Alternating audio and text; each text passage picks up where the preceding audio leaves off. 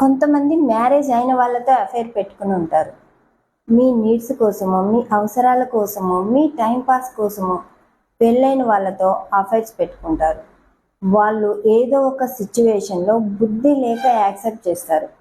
వాళ్ళకి ఒక ఫ్యామిలీ ఉంటుంది, పిల్లలు ఉంటారు, పార్ట్నర్ ఉంటారు. వాళ్ళకి ఏదో ఒక టైంలో తెలిసినప్పుడు వాళ్ళ పరిస్థితి ఏంటి, వాళ్ళ బ్రతుకేంటి, వాళ్ళు ఎప్పటికీ దిగజారిపోయి బ్రతకాల్సిందే. చీదరింపులన్నీ చీదరించుకుంటూ బ్రతకాల్సిందే. చచ్చిపోయినా బాగుండు అనే పరిస్థితి కూడా వస్తుంది.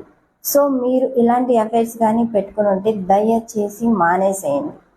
ఈ మధ్య ఆంటీ లవర్స్ చాలా ఎక్కువయ్యారు. ఒక అమ్మాయిని ఒక ఆంటీని మెయింటైన్ చేస్తారంట.